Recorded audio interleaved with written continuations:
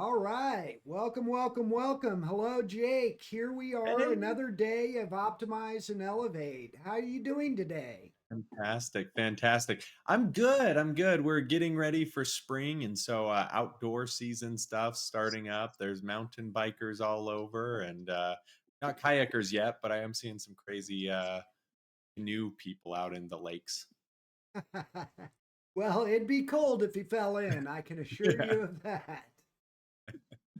yeah. How about you? What's going on in your world? It's always moving and grooving.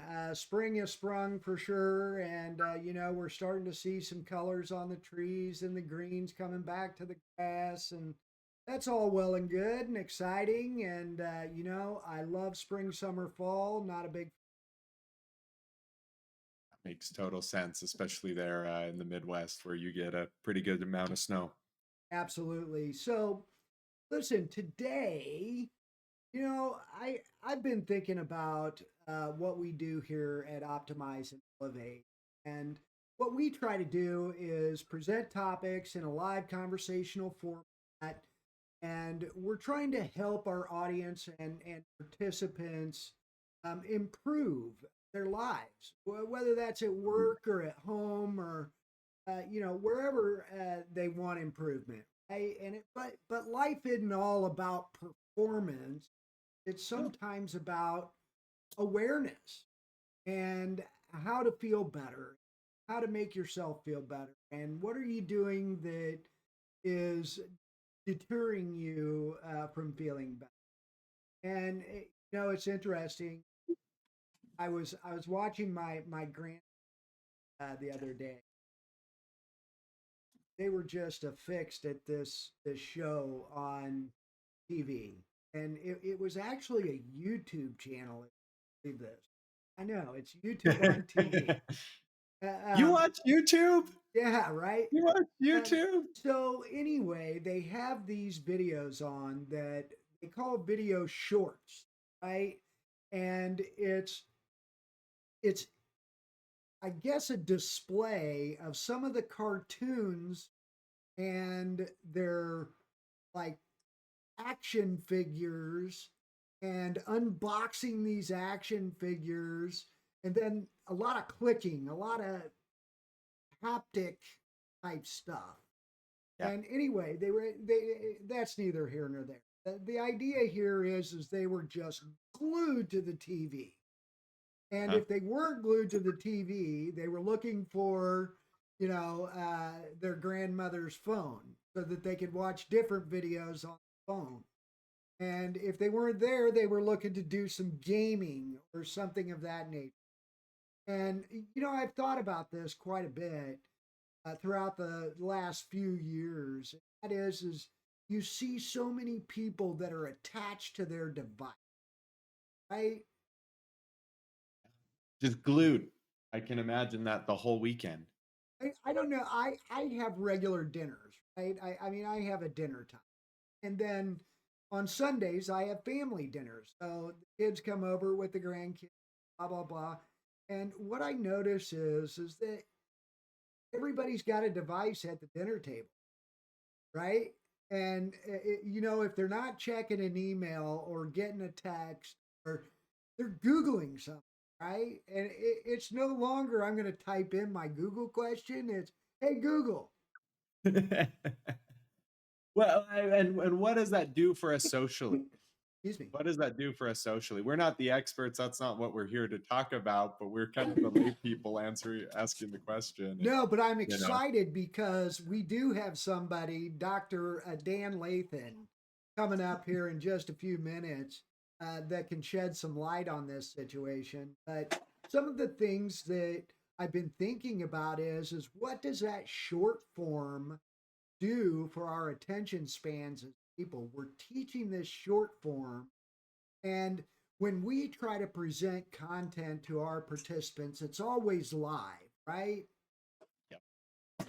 But I mean, it's almost like we have this necessity to compact it and make it shorter. And I think that might be leaning on condoning this short form format. And I don't know if that's the right thing to do. What are your thoughts? Just from a marketing advertising perspective, there's a thing in consumer behavior which is called elaborative encoding. And you cannot teach someone something subliminal.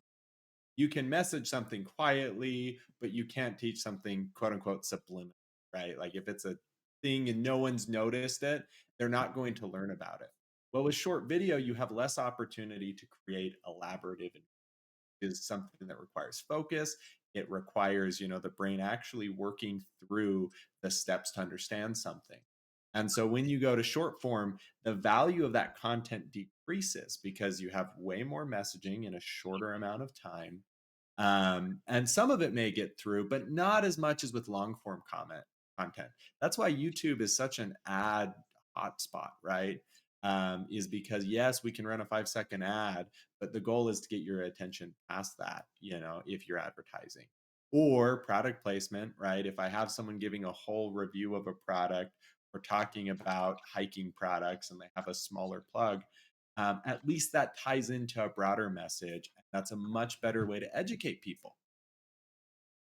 Well, yeah, how do you capture that interest? First, you've got to spark it, right?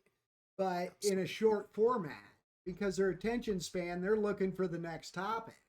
I don't Yep. know how effective we can be in teaching anything in short form. Obviously, we first of all need connection. Second of all, we need attention, right? Yeah, And then thirdly, we need interest. These people have to be interested in what we're going to teach them, right? sure. Sure. And in many cases, I would venture to guess that a lot of times they don't know that what we're trying to teach them is good for them, No, no. right? Yeah, brush your teeth. There's good stuff to educate people on, right? Wear Right, deodorant. Yep. right. So something here, right? There's been more and more research on just how different environments affect how people think, and what types of processes are going on in the brain. And this is something I'd love to chat with Dan a little bit early about. But they found that reading, um, longer form dialogue type conversations and being outside, right? Time with people, things like that can encourage alpha waves in the brain, which is something that there's also a reduction in people that have kind of these chronic digital fixations, right? Especially in short form.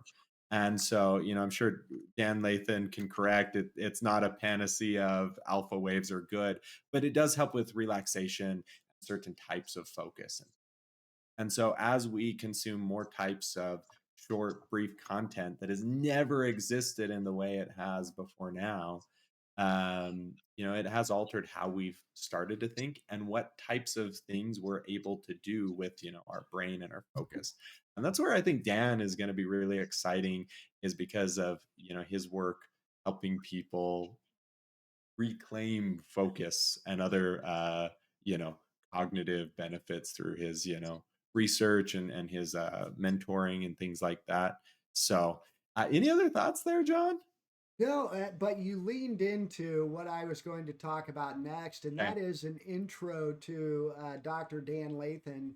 Um, but before I give this introduction, I think what we overall look at from Optimize and Elevate is how we improve connectivity, right? And I think Dr. Dan alludes to some of this in some of the research that he's done.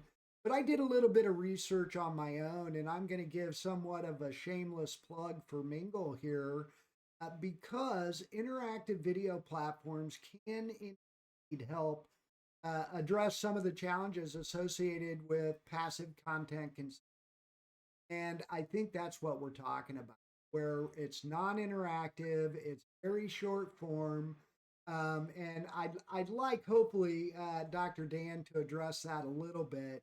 I know he's got his own agenda though, and it's rightfully his because he's done just a ton of research in the neuroscience space, Yeah. and he is a neuroscientist and cognitive cognitive performance specialist who helps growth minded people prevent and reverse the cognitive and behavioral effects of digital overuse.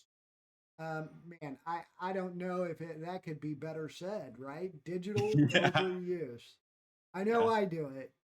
With over a decade of research and hands on brain coaching and neuroplasticity, habit formation, addiction, and mental skills, he applies evidence based strategies to help strengthen focus, memory, emotional regulation, and time management.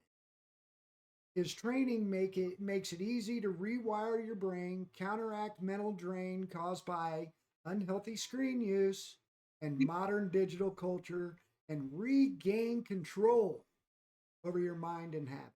So let's go ahead and bring Dr. Dan up. Welcome, Dr. Dan. I'm going to end my broadcast and I'm going to allow you to jump up and broadcast. We'll raise our hands. Perfect. Just a moment here while he's got that up. Down in the bottom corner. Perfect. Hello, hello. Let me bring you guys back on. Dr. Perfect. Dan, how are you today?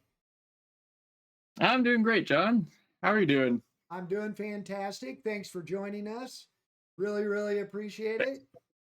Having me. It's always a pleasure to be here. For those of you that haven't met them, John and Jake have created this amazing Mingle platform, like a better way to Zoom. So I love what they're doing. That's right. Better way to Zoom. I like that. I have to use that in some of our marketing pieces. There you go.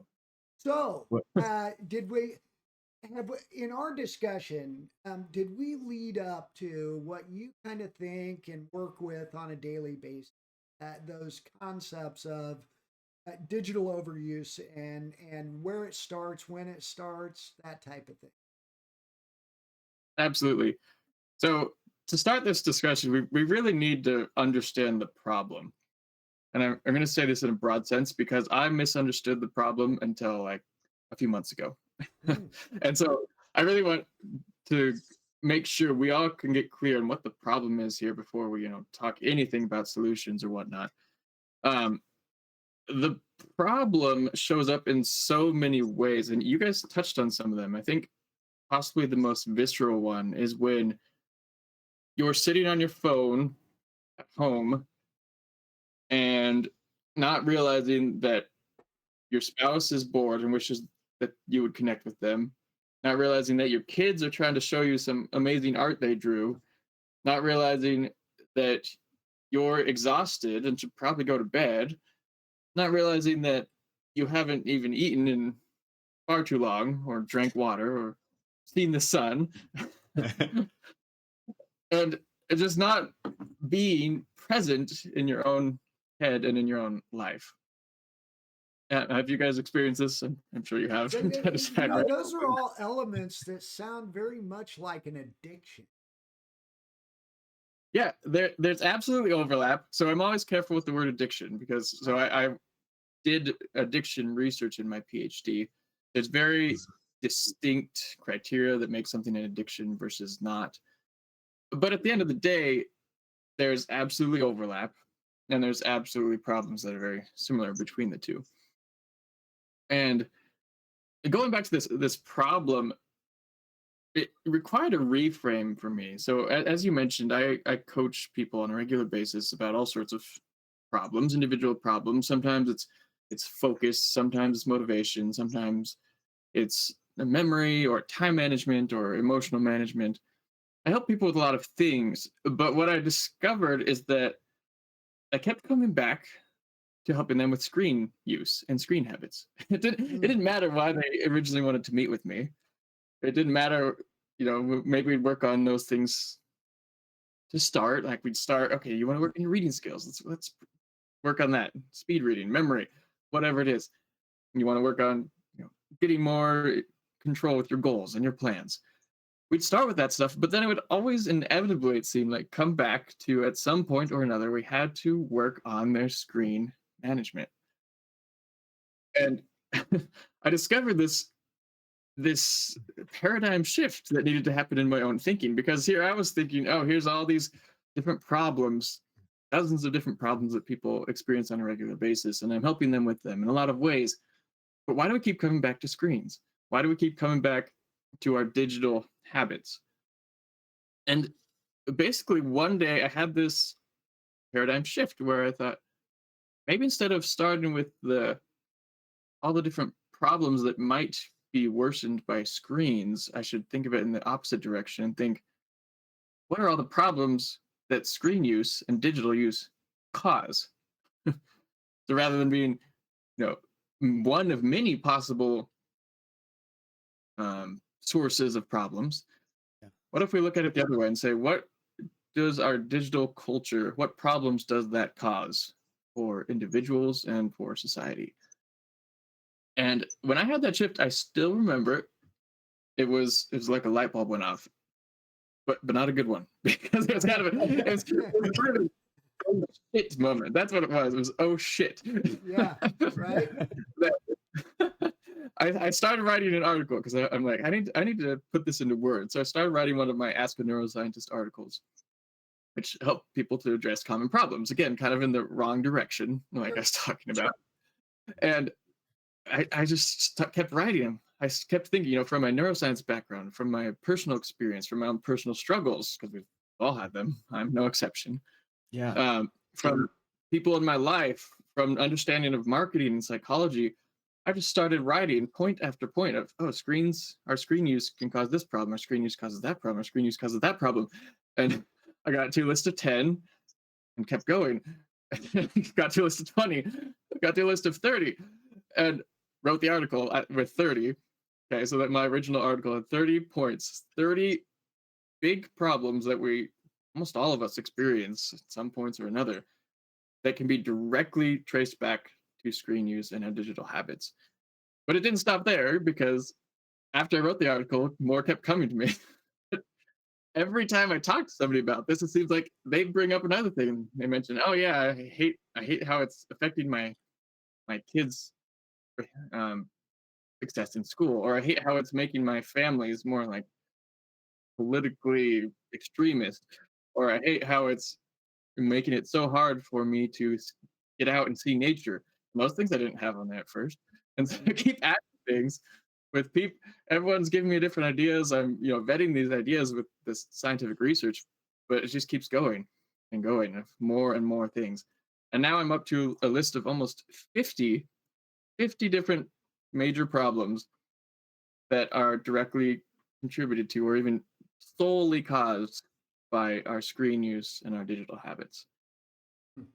When And you it's talk insane. about screen use, help me understand, how do we define the types of screen use? Are some worse than others? Help me get my arms around the idea of screen use as a generalized statement. Mhm. Great question. This is really important to clarify. So it really depends on what of all those 50 possible issues that we're talking about, which ones are you struggling with, and that determines which kind of screens are going to be more of a problem and which ones are less. Hmm. So if we're talking about something like, oh, I have poor posture because I'm always scrunched over screens like this, or the Sure. classic something like that. If we're talking about posture, that could be any screen. I don't care if it's a Kindle, the gentlest screen in the world, a Kindle, or if Mhm. it's a TV screen or your phone or a computer or a video game, whatever. That would be affected by any screen. Yeah. Other things, it kind of depends, right? So if we're talking about my attention span is shrinking, I've struggled to focus more. I'm really getting distracted all the time. That one is probably going to be a lot more affected by social media and things that pop in 2-second stimuli every. You just keep scrolling and there's another 2-second stimulus. Those kind of behaviors on screens will do a lot more damage in that respect than something like, oh, I'm chatting with somebody on a Zoom call, or I'm maybe watching a long show, or I'm reading a book on a screen. Sure. So it really kind of depends on what we're talking about. Does anyone here ever like go to like an app that has a feed like YouTube, Instagram, Facebook, and newsfeed, any of that? Very specific purpose to just look something up. And then like you click something else and then 2 minutes later you're like, no, I The came rabbit here hole? for this one thing. You're talking about the rabbit hole. Yeah. Yeah. And it's like when you're Yes, focused. absolutely. And it happened to me just last night. I was preparing some things for our talk today and needed to make one edit and look up one idea, and then I got distracted and forgot what the first one was. Now I have systems where I'm very good now at recovering those things that I forget, but that still happens where I can still get off track. Sure. Yeah. It's hard. Dr. Dan, you said something in our earlier conversations leading up to you being a guest here on Optimize and Elevate, and it scared me. Brain rot. Oh no, do I have it? What is it? Oh my Lord. Doctor, how bad is it? Yeah, right, doctor. Yes. So I'm glad you bring this up. This was part of when I realized all the dozens of negative effects that screens can have on us as individuals and as society, as a species. Um, I started looking for names for it because I'm like, what is this called? It's not just distraction. It's not just like some people call it digital dementia, but that only covers something like forgetfulness or distraction maybe, but it doesn't cover a lot of things. It doesn't cover loneliness. It doesn't cover mental health issues. It doesn't cover decreasing ability to be present. It doesn't cover a lot of things. And then other terms did cover those things, like we talk about mental health epidemics. That's kind of a big thing. People are saying that depression and anxiety and even suicide rates are just higher than it seems like they've ever been. But that's kind of a different way to describe it, and that covers another piece. and so I was looking for, well, how can we really encapsulate the entire problem of all the ways that screens affect us?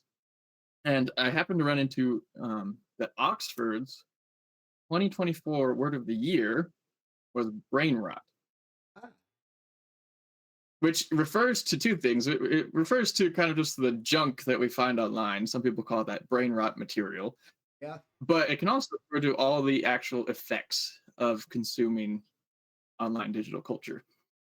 And and so I still have yet to find a better word for it, even though to clarify, your brain is not physically rotting. Like, there's no When the trending word is a title of a film where it's a Russian animation of a head in a toilet, that's the right word. There's nothing else better there, exactly. Oh my. So Exactly.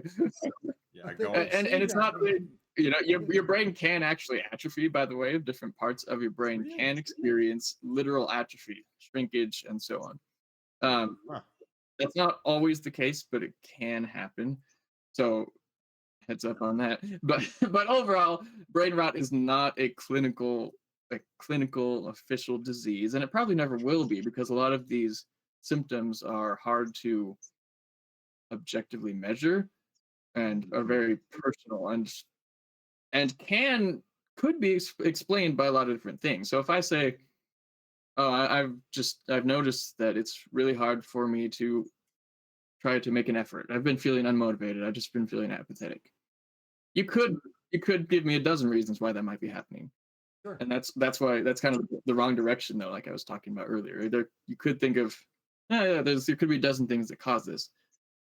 But if I tell you, well, I'm apathetic and I'm lonely and my attention span is everywhere. I'm looking at squirrels all the time, kind of thing. Right. And my memory is down, and my social connection is down, and my sleep is really off. When you start to use this pattern, then any one of these symptoms could be explained by many things. But if you look at it in the direction that I'm talking about, you can look at it in the direction of, if I just look at my screen habits, is it causing all of these? Yeah. Right. Sure.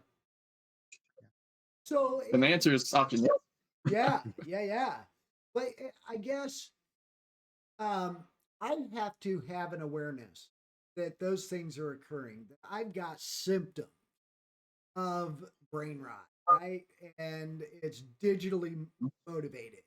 My brain rot is created by my screen time, digital engagement. Where, Mhm. how do you become self aware? To be able to say, I really want to improve, and this is causing me to have barriers to improve. How can I be self aware? What should I be thinking about or what's the catalyst to get me thinking Mhm. Good question. I think there's two ways you could approach this. One being, again, kind of that first direction of, well, are there major problems in my life that I'm not happy with? Like, am I not happy with my performance in school? Am I not happy with how I spend time with loved ones? And then you can think, was that better before I was on screens as much or in the same ways that I am now? The problem with that is that a lot of people don't really remember what life was like before screens. Yeah. Especially if you're young, your kids, but even if you're older, we might have kind of forgotten what it was like before we were culturally obsessed with screens. Um, as an example, I spent a week where I decided, I'm not going to do anything with screens for my recharge. I still do it for work, but I didn't do anything with recharge breaks, night times. I did no screens whatsoever. And it was like a bucket of cold water had been poured on my head. I was like, oh my gosh, I'm waking up to what life is like without my automatic digital habits. I was able to, it was one of the most productive weeks of my life because I was like, well, I might as well keep getting things done since I'm not, the things I've been procrastinating, like around the house or with my car or my exercise or work things. I had the most productive week of my life. I reached out to friends and family and connected in ways that I hadn't in months, years. Um, I did things like I went for a walk and just went outside and really was mindful and present with the birds chirping and the trees and forgot how enjoyable that was and to just be fully present there. And started playing more guitar again because I was like, oh, well, I need something to fill my time and pull out some of my old hobbies. And so it took kind of a shock of a reset to just turn it all off for a bit and then realize and remember what life was like without it. Now, I do also have something that I'd like to do with everyone that's here on the call. I put together a brain rot quiz. It's very fast, but it can also help wake us up to all the ways that maybe screens are affecting a dozen things in your life and causing a dozen problems in your life that you think are all separate and distinct, caused by different things. Maybe they're all caused by our digital habits. So, would you guys be okay if I share that link actually real quick and we can Yeah, spend you a can couple put it in the of chat. If the audience is not seeing the chat over to the right of the broadcast, you can hit the second button from the right on the bottom bar, and you can choose to view the chat. Most of you should see the chat though. And Okay, by so I the just put it in way, the as we're chatting, this is open dialogue. I think we're about to that time where, Dan, if you're comfortable with it, we can definitely open up the dialogue for audience questions. yeah. So I want to give everyone 3 minutes real quick to do the quiz, and then open it up for discussion once people know more about the specifics that we're talking about. That's great. So I put it in the chat, and then I'm also going to share it on my screen. So if anybody can't easily see the chat, you can at least kind of go through it on mine. You won't be able to check things off on mine, but you can at least see it. Okay. You guys see that there? Just check. Zoomed in a little bit. Zoomed in a little bit. There you go. That's perfect. Okay. It should say the little digital zombie guy on the right side.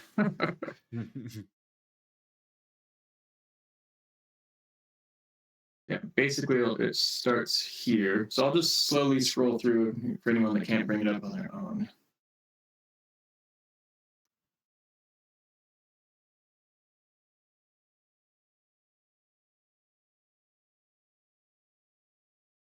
Just spend a couple minutes honestly answering these questions.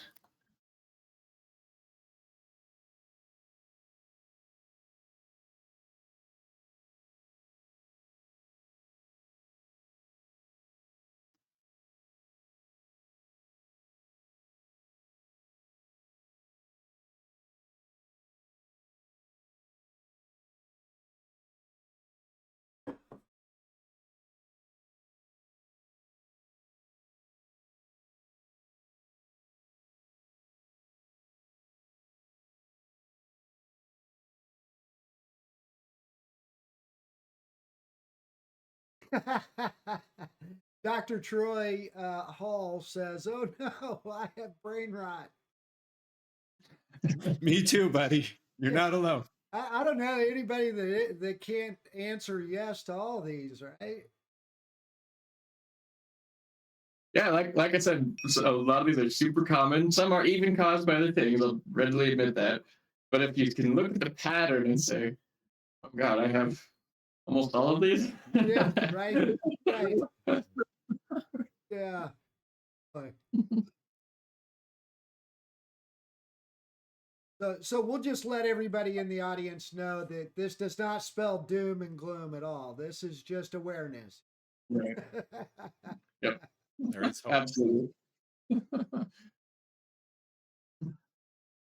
Well, hopefully, Dan, as they go through that, we'll be talking about some approaches to minimize getting brain rot or overcoming brain rot. Absolutely. Yep. So what I've done is I've developed a path. I call it the mental autonomy pathway, MAP for short, because screens and brain rot is really about us losing ourselves. It's about losing control and power in your own mind, so that when in the past, a long time ago, people used to be able to memorize entire books like the Bible. People could just memorize it. And even as early as the recent as the 1900s, people think of how the amazing feats that people did back then, where you'd have soldiers that could memorize detailed battle plans and maps all in their head.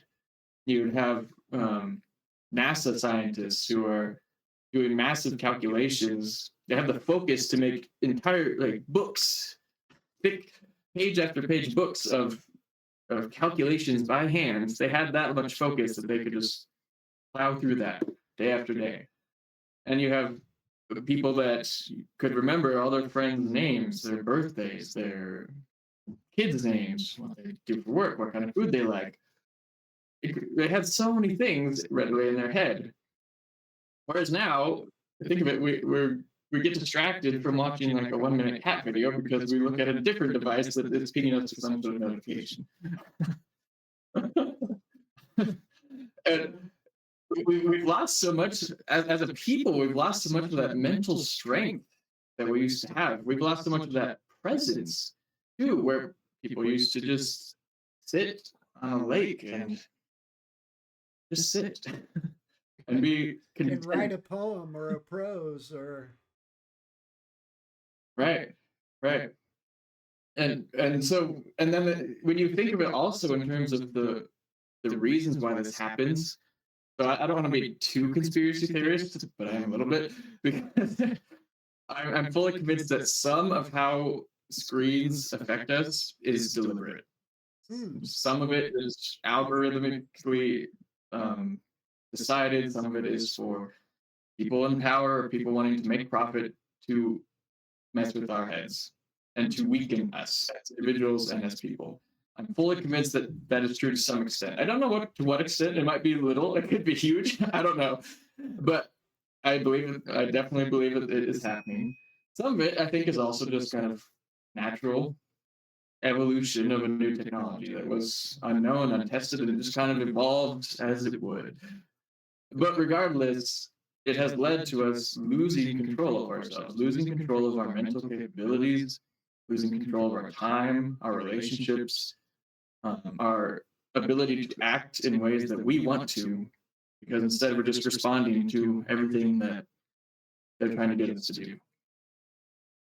So, food for thought. And to a Yes. factual extent, you're right. I mean, there's mechanisms in how you gamify a social app, which are cognitively demanding. Mhm. Right, So like that can't be downplayed at all. right. You were gonna say something there.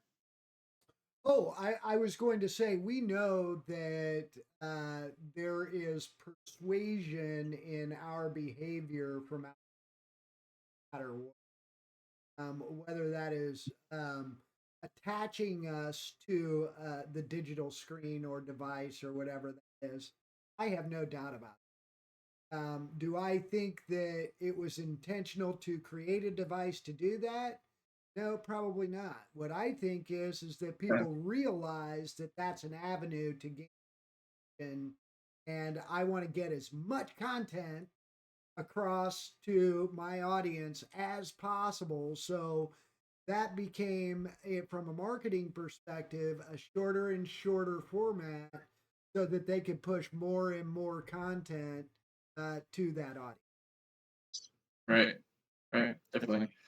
Yeah, Jake, especially as a marketer, you know that they use, for better and for worse, they use things that to grab our attention and keep it, and our time, everything. Yeah, and for better or worse is right. There's definitely good that have come about with democratizing platforms, and there's also hope that I think lower form uh, people do get fatigued of whatever the norm. And so I do see, programs like yours, something that people are actively looking. I think research like yours or things actively, because it's no downplay that people are kind of tired of, hey, digital dating doesn't work. We've heard that from app who are building networks for schools, right? Mhm. Hey, this doesn't work for learning. I'm going to go back to learning the old fashioned way, or I'm going to go or whatever. And I see this here as like people are looking for ways to kind of reclaim their life a little. So, Right, and I'm sure exactly. that's why we have some of the audience members we're here for is what do I do to manage some of I have at work or at home from a digital environment to back some. Absolutely. Yeah, and I love that word reclaim. I just wanted to make one more comment, and then let's open it up for broad Absolutely. discussion. Absolutely. But I love the word reclaim because it's reclaiming ourselves and our mental power, both on an individual level that we may have lost, and as a society. And it's absolutely possible because one of the things that neuroscience has really taught me is that your brain can always change. There's nothing your brain can't change. So if your brain changed to have all this distractibility and not motivated by anything except for flashy bright colors on a screen or I can't connect with people, I've forgotten how to socialize. If your brain changed in that way, it can change the opposite. It can absolutely change the opposite, where you can boost your attention span. You can boost your ability to connect with people. You can improve your memory and your focus and your sleep. You can get your sleep back. All these things are absolutely possible, but it has to be done deliberately, because if you keep filling your brain with junk, it's going to stay feeling like junk. Whereas if you use programs, like Mingle or like Realm, that's one that I've worked with, and some of my programs where they're designed to kind of counteract and reverse what most of the internet is doing. Most of the internet is trying to keep us on 2-second videos, super super distractible, super unconnected, not connecting with people in real life. And most of the internet is that way. But if we can use programs that deliberately do the opposite, those are the things we want to seek out. And that's what I try to make my programs. I design them to be challenging, to be mentally challenging, so that I don't use an app. I don't use any sort of super quick videos or anything, because I don't want to contribute to people's brain rot. I want to reverse it. Yeah, right. So what can people expect in one of your programs? So it depends on which type we're talking about. I have coaching programs, which I can put in the link in the chat. But I have coaching programs that are all about how to set an intention, figure out where you want to go, where you want your brain to change, and how you want your life to change, including how you want your screen habits to change. And then in this case of screens, we start identifying specific behaviors that will get you there. So I mentioned the map earlier, mental autonomy pathway. It's multifaceted, but it's generally, and it's hyper adapted to what people need for their own situation, that what will work for them. That generally includes some combination of reducing your overall screen time, not quitting cold turkey, because that's ridiculous in this modern day and age, Yeah. but Yeah. reducing your screen time, making it intentional so that you are only going to get online, to turn on a screen to go get something that you have decided in advance that you're hunting for. I like to say you need to be the hunter, not the hunted. Aha. Because if you just get online, everything's going to be hunting your attention. Absolutely. Yeah. But What if a you go great on, analogy. you can be the hunter and just get what you want and then get off. Yeah, right. Being the hunted, putting it in that context is pretty real. I mean, if you really get down to raw, that is what they're doing. They're hunting your attention. You are the hunted. Yep. Wow, Right. that's very good. By the way, I put your context evolution there in the chat. So as Yep. we look at some of, we've talked about the symptoms, talked about what digital screen time, that interaction does to you. We've also talked about, being purposeful in the way that you make your screen time or your digital interaction. What other thing you recommend when you're on a screen? Is there things you can do to uh, not just get on, do your thing and get off, but are there things that you can do while you're on, because you know you got to be on, to minimize the impact of brain rot? Mhm. Yeah. In fact, that's perfect, because that's the next step of the map, which you did not know that in advance. The next step is, when you're on screens and when you're hunting, you're still on a screen. So how do you actually prevent it from disturbing your brain and your life? And that's what a lot of people call digital hygiene. Hmm. So it's things like using blue light filters, things like not getting on too late at night so it doesn't mess up your sleep. It's things related to posture, like I mentioned, that can be really helpful.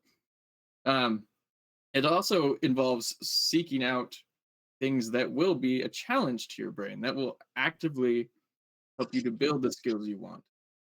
So if you already have noticed that your memory isn't as good as you want, or your focus or your time management, there are ways you can actively build those back. And that's what a lot of my programs are about. In fact, that's what my entire business started as, is this last step. It's just the, okay, if your skills aren't what you want it to be, here's how we're going to build those for you. We're Sure. going to build up your mental abilities, and your habits. But it's only more recently that I realized that's kind of the last step, because we have to, that's like trying to treat a symptom. And we need to get back and solve the cure the disease, which is the brain rot, the screen use, the digital obsession. And then once you've taken steps to do that, by reducing the amount of it you're doing, by hunting, by improving your digital hygiene, then that's a great time to go back and say, okay, well, now how do I actually build these skills that maybe I never had, or maybe I had them and I lost them because of screens. But either way, we can build them up and strengthen them again. Interesting. As we look at the evolution of the computer and the digital devices, phone, iPad, tablet, things, those were supposed to be helping us every way to bring efficiencies to our lives that would then give us more opportunity to spend free time. Mhm. And it hasn't occurred that way. Interesting that they were built for the purpose of bringing efficiencies to us to allow more free time. But we have adopted the idea that these devices be in our lives during our free time or our free. Is that a Right. bad thing? It sounds like it is. It sounds like that's a bad thing. Yeah. So I'll give a 20-second answer, and then I want to open it up for any questions or comments. Absolutely. But basically, screens can be your friend. They can be a powerful tool if you use them right, in the ways that we've been talking about. And no, they're not actually a good break. They're not a good recharge because they want you to think that they are, but they stimulate your brain. And so if you're turning to a screen on your lunch break or when you get home at night, hoping that that helps you relax, spoiler, it does not. That is actually a stimulant to your brain in a lot of ways, and is not a good way to recharge. And in It's fact, I drinking have a Monster Energy 30 minutes before bed.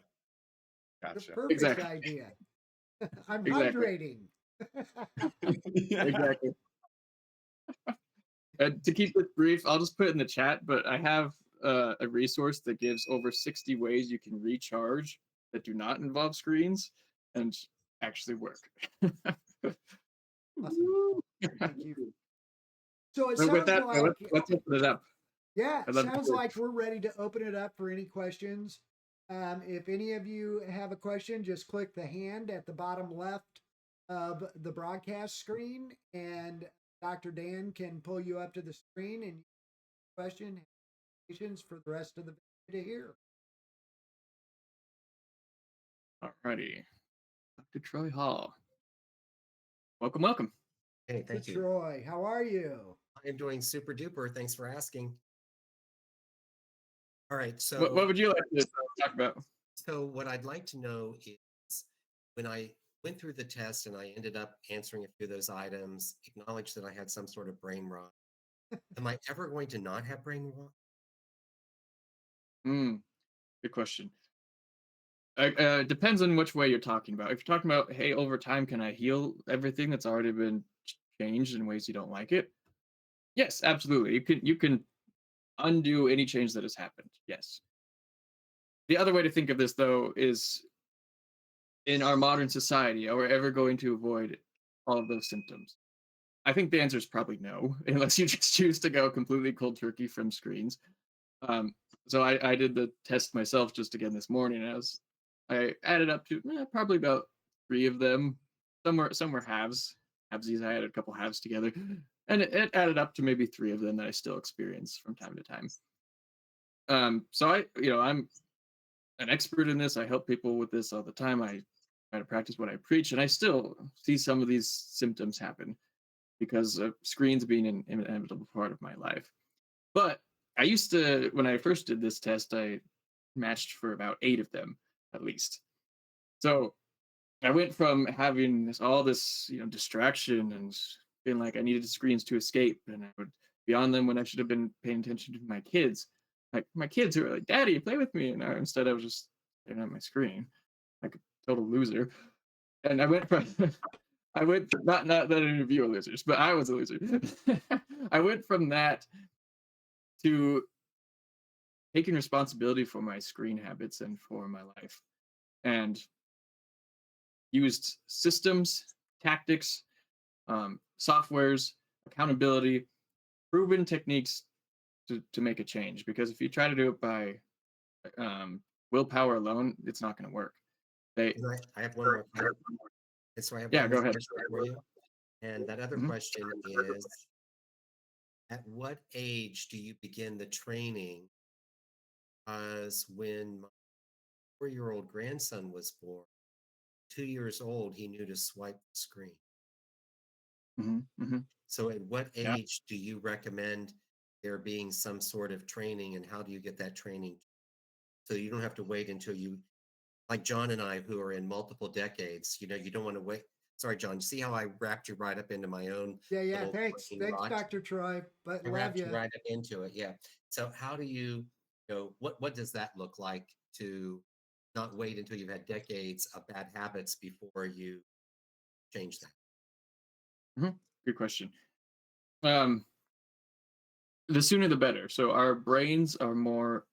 The younger you are, the more malleable your brain is. Put it simply.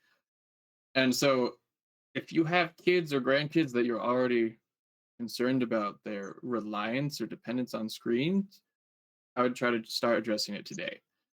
Now, something like an ability of being able to swipe on a screen, that I don't see as a problem. It's just that's familiarity with the tool, and that's fine.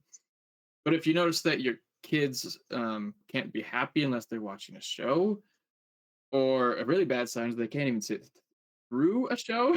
So that's a good rule of thumb, by the way. If you or your kids or anyone you know can't even sit through a show, that's a sign that there's too many shows going on. Yeah. That it's hurting their focus and their attention span so much that they can't even sit through it. Good rule of thumb. But the sooner the better. So I have two kids personally. I have a 7-year-old and a 3-year-old, and we try to very pretty severely limit their screen time. No more than an hour a day tops. Um, Other than that, we're like, okay, let's draw, let's go outside, let's play together, let's talk about things, let's read books, and all those things are proven to be much better for the brain than screen time, You know, it's especially inter- for it's interesting because I've seen a lot of parents take on the idea of the screen being babysitter. They can go off and do their thing, do house chores, whatever it is, while kids are consuming this content. But there Mhm, takes them away from your dad mhm. scenario. Right. And it depends on the situation, right? So if I have a call, I sometimes will use screens because Sure. it's better for them to be happily watching a show than it is for them to be interrupting and ruining my call. Right. But at other times, if they're saying "daddy, daddy, daddy," that's them wanting attention. That's them Absolutely. wanting to know that they're loved and wanting physical connection, which is, it releases oxytocin, it releases endorphins, things, physical acts, physical time with people does amazing things to our brain that no virtual thing ever can. They've even done studies where little kids that watched their own parent talk to them via a screen had massively reduced brain activation and Oh, positive wow. uh, neurotransmission, massively reduced activation and transmission compared to when the same person said it in person. Interesting. Interesting. I think Dane also has it. Dr. Troy, did I answer your question though, just before we move on?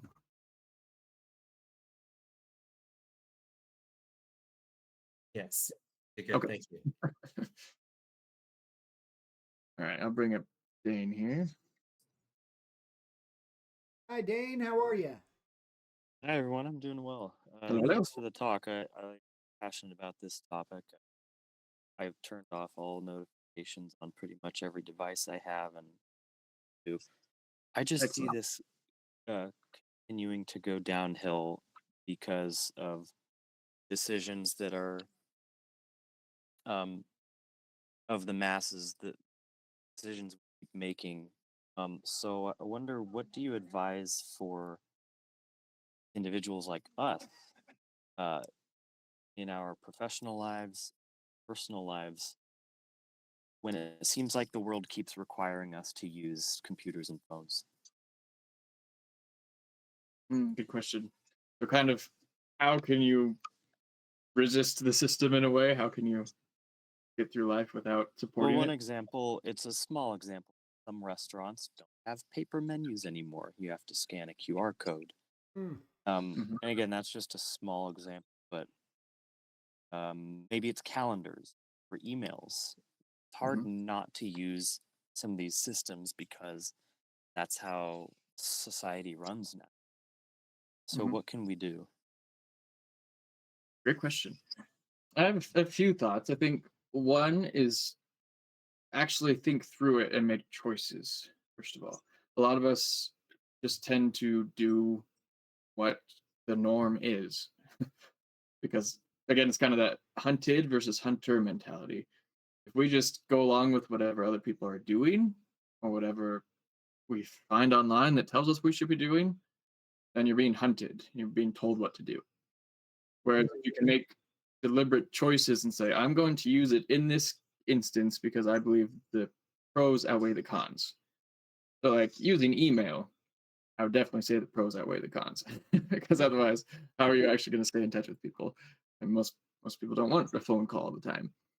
But you could also choose that when there is a sensitive topic or or a friendly topic or anything like that, maybe you do call them on the phone. Because why not? If that leads to better connection and better communication, and it's probably faster. But why not? Um, so it's a very deliberate choice. You can say, "I'm going." The pros of email outweigh the cons, but I'm going to have it. But I'm also going to try to meet people, to call people as much as possible. I'm going to try to meet them in person even better as possible. And I guess on a societal level, I think there's often pressure. I've felt this myself in my business to do things in ways that are supposed to work the best. Supposed to work the best to have an app that is bite-sized pieces that people can do in 2 minutes while you're waiting for the bus to arrive or something like that. That's what everything has been shifting towards, is less smaller and smaller pieces for essentially weaker and weaker minds to be able to manage it. And I don't want to do that. So I built my business and my products in ways that are the opposite of that. That it forces people to sit with things longer than they want to, probably longer than they're used to. Have actually long articles, and by long I mean it's like 8 pages of a normal book. That is not long, but in today's world, that's long. Yeah, right. And I force people to actually sit with things, and I force people to connect, because the more that people connect with other people, the more they have genuine positive learning and mental health boosts. And even though that you might think on the surface, I don't want that, I think a lot of people are waking up to the fact that they do. I don't know. What do you have thoughts, Dane? Like, do you have thoughts on good ways to resist it and kind of change that trend in yourself or in society? I do. Please The share. notification, yeah, the notifications is big and it's so easy. Maybe if you're deep into it, then it won't be easy. But once you're off of it, I don't find it to be a challenge. Another one Definitely. is the idea of physical snacks, incorporating it into your everyday to be out of your chair, or maybe even you're working in a different position. You could stand at a standing desk and put your leg up on the seat. So like to stretch out leg muscles, put one foot up, put one foot down, and then switch. Mhm. I've even gone outside to sprint and then just gone back inside. It was 5 minutes, Right. but not the sprint itself, but it takes 5 minutes inside and then. I've done a similar thing with push-ups. You Mhm. hop down, do some push-ups, and it does wonders. Oh, and just getting outdoors here first thing in the morning before I'm sucked into all of the, because I have a job on computer most of the day. I think it sets the day. It sets up the mood for the day to be right.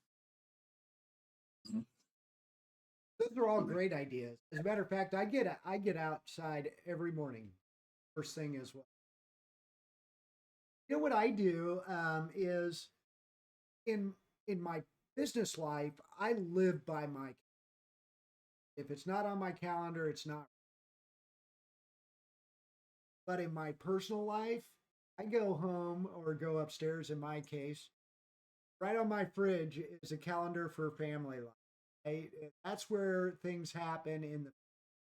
And I've got a grocery list right there on the fridge that I actually have to write out. I do it on my computer or on my phone, in notes.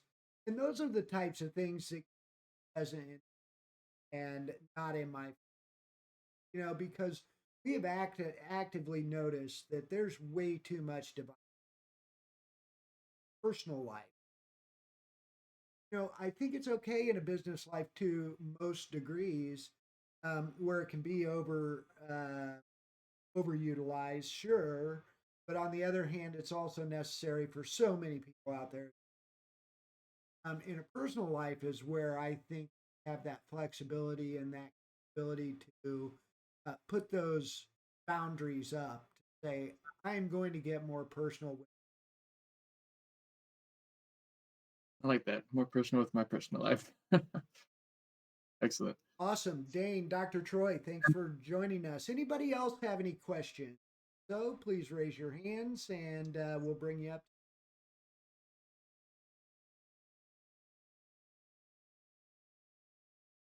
Got one more. Yeah, go for it.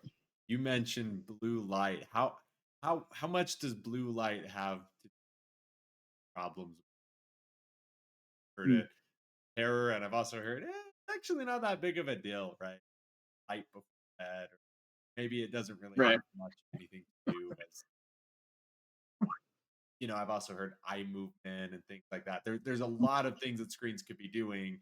Is it blue light?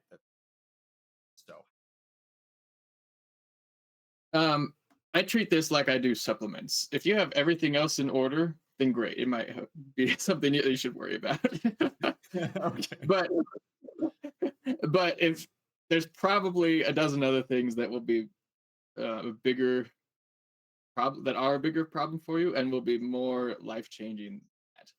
So, for example, if your screen habits are keeping you up at night just because you don't have any like screen controls, you don't have the natural self-discipline, which by the way, most of us don't rely on it. Use controls, use external controls. So if you don't have screen controls set up, and so you're just vegging from 9 p.m. to 1 in the morning, that's gonna, just the fact that you're still on a screen is going to do so much more harm than the fact that it is blue light. And so you could wear the blue light blocking glasses. You can use night mode, and those things are helpful. I mean, why not? But they're not probably the most effective for seeing life change. Not compared to just reducing your screen time. Not compared to using screen time intentionally, being the hunter like we've talked about. If you're doing all those things perfectly, then I'd say, okay, let's maybe talk about about reducing the blue light effect. Now we know. So what I'm hearing is we shouldn't all rush out to get blue blockers. Right. I would, if I were to encourage people to go rush and do something, I would say rush and get screen controls. Probably the most universally helpful thing. I use them myself all the time. Ones that straight up block my an app if I just never want to be on it. I also delete those apps. Ones that make it so that just after a certain time of night or certain times of day when I want to be in focus mode, that I can't access those apps or those websites. I just simply can't, especially because I gave my wife the password. I don't even have the password, so I cannot break in. That's good stuff. You're controlling the uncontrollable. Exactly. Let Control somebody your else environment. control that for you. Right. If you control your environment, that's how you control yourself. Absolutely. Listen, I want to thank you for your time, Dr. Dan. You've been fantastic.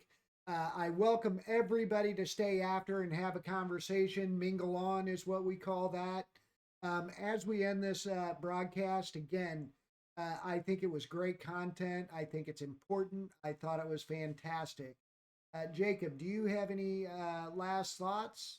No, other than this, I completely agree. It's been phenomenal. Audience question. Great. Thank you all for attending. Awesome. Yeah, my pleasure. And Dan, And if I you'd just like put to stay after, oh, go ahead. I just put in the chat if another thing that can be helpful, obviously, since I do it all the time, is working with a professional to learn how to set up your life in the ways that you want. Like Dane was talking about, there are a lot of little tactics that can help. There's deep ones, deep personal ones. There's kind of surface level ones like blocking notifications. The best ones for you is what I would help you figure out. So if anyone wants expert help, you figure that out, figure out how to gain back control of your brain and your habits and your mental power. That's what I'm here for. They can reach you at cortexevolution.com, which I have in the chat, as well on Instagram at instagram.com, Dr. Dan Lathen, Lathen. So again, thank you. Reach out to Dr. Dan. He can help you get control of your digital usage.